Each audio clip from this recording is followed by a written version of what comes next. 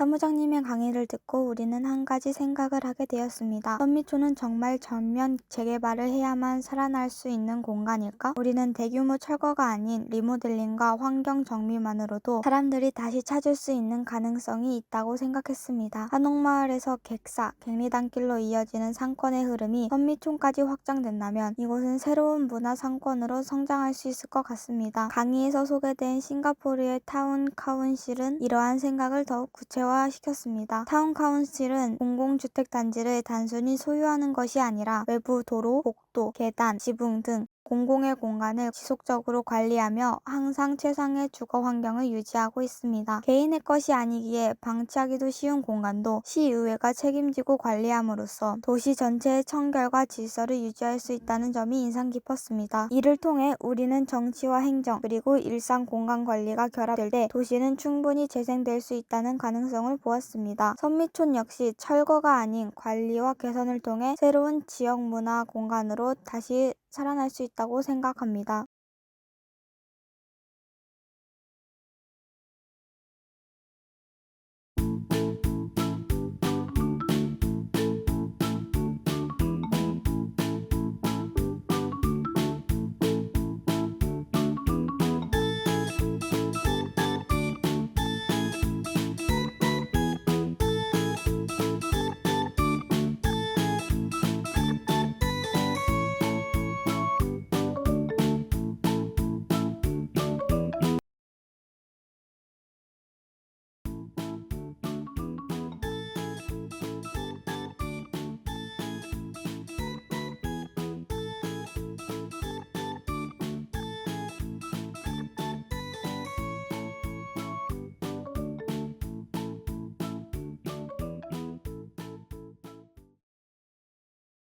이튿날 브리핑. 첫째 날과 이튿날 무엇을 했고 어떤 생각과 아이디어가 나왔는지 어떻게 할 것인지 구체적으로 정하는 시간을 가졌습니다. 사무국장님의 강의를 통해 싱가포르 시민들의 일상과 환경에 대해 알 수 있었고 한국의 재개발 과정은 어떠한가 등 조사의 필요성을 느꼈습니다. 또한 영상의 방향을 다큐멘터리 형식으로 정하였습니다.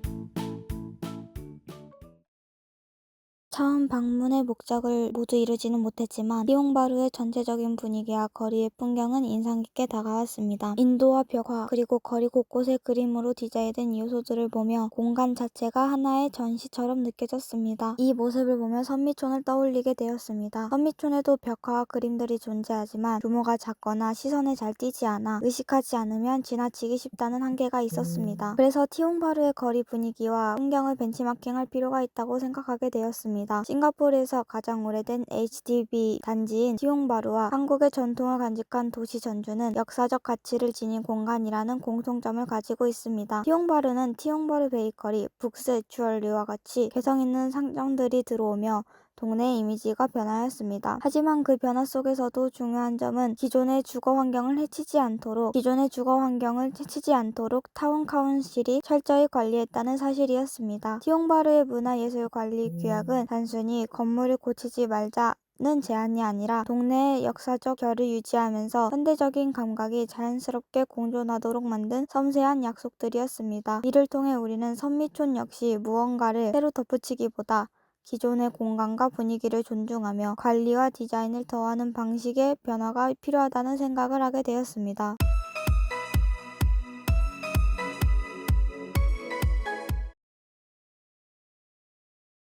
사전에 조사했던 것처럼 선미촌의 건물 구조는 싱가포르 주치학과 유사한 형태를 지니고 있습니다. 그래서 주치학과 같은 관광지의 공간 아이디어를 선미촌에 적용한다면 전주의 새로운 관광지로 자리 잡을 수 있지 않을까라는 생각이 들었습니다. 주치핫의 건물들은 한국 사람들의 눈에는 관광지 전용으로 조성된 공간처럼 보이지만 사실은 싱가포르 시민들이 일상적으로 사용하는 상가 건물입니다. 이러한 점은 전주를 찾는 한국 관광객에게도 일상과 관광이 공존하는 색다른 경험을 제공할 수 있을 거라 생각했습니다. 싱가포르 도시개발청 URA가 주치핫 역사보존지구에 적용하는 핵심 철학은 전통의 외관과 현대적 내부의 공존입니다. 이를 선미촌에 대입한다면 우선 건물의 앞모습인 피사들을 엄격히 보존하여 선미촌만의 건축적 디테일을 도시의 자산으로 만들 수 있을 것입니다. 주치핫의 화려한 타일 장식처럼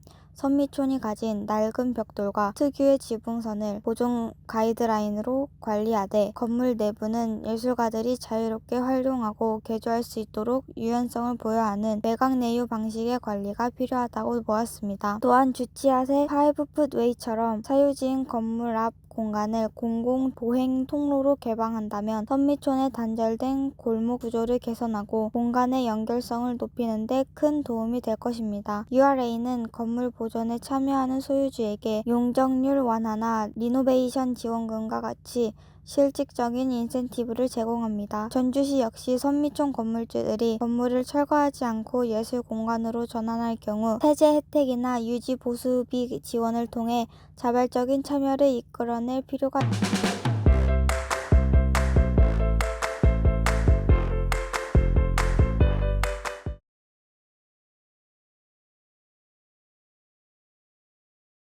사전에 조사한 것들을 바탕으로 탐방 계획을 세우고 현장에 임했지만 모든 과정이 계획대로 흘러가지는 않았습니다. 예상과 달리 티용바루의 독립서점이 문을 닫았던 상황이 있었고 반대로 티용바루 마켓은 생각했던 것보다 훨씬 활발하게 운영되고 있어 사전조사와 실제 현장 사이의 차이를 체감하게 되었습니다. 이러한 변수들은 탐방의 아쉬움으로 남기보다 오히려 더 많은 생각과 고민을 하게 만드는 계기가 되었습니다. 계획했던 시선만으로 공간을 바라보는 것이 아니라 이 공간은 어떤 방식으로 유지되고 있을까?